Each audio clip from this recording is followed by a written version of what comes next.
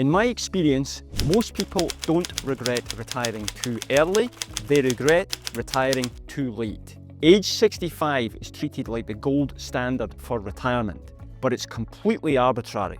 If you're healthy and financially ready, why waste years you won't get back? It's your favourite Scotsman here again, and I've got a quick thought experiment for you. Imagine someone with $1 million saved. Their house is paid off, they're 62, in good health, and their financial advisor runs the numbers and says, you're more than fine. You could have retired a year ago. But they still plan to work until 65. Why? Because that's what we've been told to do. Wait for the magic number. Hit 65, collect your pension, and then start living. On paper, everything looks perfect. Monthly expenses, check. Travel, the budget's there. CPP and OAS will kick in and supplement nicely. Portfolio projections, very high probability of success. But that's the trap. The plan looks like it has the stamina to keep going for years, but no one asked if you'd still be spry enough to make the most of it. Here's what so many retirement plans ignore. The biggest risk isn't running out of money, it's running out of health. Most people think in terms of life expectancy. I'll probably live to 85 or 90.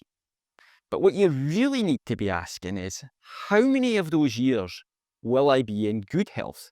In Canada, the average health-adjusted life expectancy is 69.8 years. Not 85, not even 75. That means by 70, a lot of people start dealing with mobility issues, chronic conditions, cognitive decline, or just good old-fashioned low energy. And no, your portfolio can't fix that. But hey, you could move to Singapore and buy yourself another 4 years of feeling great. Quick reminder, if this is hitting home, grab my free retirement guide from the link in the pinned comment below. So, back to it. What can you actually do about all of this? Well, first off, look after your health. Geez, thanks, Captain Obvious. Well, it might be obvious, but I genuinely believe most people overthink this. It's not that difficult to exercise. You don't need a fancy program, a personal trainer, or to spend your morning doing burpees in the dark. You just need to move, walk, lift something heavy a couple of times a week. Do the stuff your body was built to do, and do it consistently. Harvard Health Study Review suggests that walking for as little as 20 minutes 5 times a week can reduce your sick days by 43%. I'm not telling you to train like you're entering a high rocks race, unless you are, in which case drop me a line. But if you want a retirement that actually feels good, this is where it starts. And yet, less than half of Canadian adults, just 49% in fact, meet the minimum guideline of 150 minutes of moderate to vigorous physical activity per week. You've hopefully diversified your portfolio. Have you diversified your physical capabilities at 70? Climbing stairs, reaching the high shelf, touching your toes, or just your shins? And while we're at it, let's stop pretending you need to wait until retirement to start living. If there's one thing I've seen again and again, it's this. People retire and then realise they've never actually practiced being retired. No hobbies, no interests, no structure, just a wide open calendar and no idea what to do with it. Retirement isn't a light switch. You don't go from 40 years of work to suddenly becoming a world travelling pickleball pro. If there's something you think you love, try it now.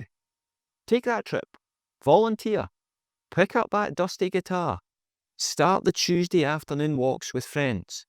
And for everything good in this world, take your well-deserved vacation time. Because the earlier you figure out what actually makes you happy, the easier it is to build a retirement around it. A lot of people work until 65 by default, not because they have to. They've saved enough, they're healthy enough, but no one's ever created a real plan and run the numbers to show them what's possible. That's the power of real planning. Not just tracking your net worth, but actually testing different scenarios. What if you retired at 63 instead of 65? What if you worked part-time for a year or two? What if you took a mini retirement while your knees still worked?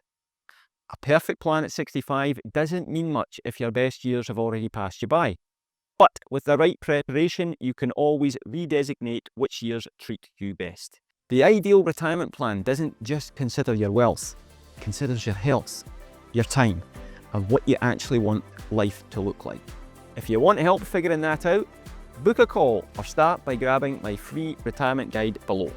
And if you're curious about what mistakes to avoid, check out my video on the 10 regrets I see people over 60 make. It's a big one. Your future self will thank you.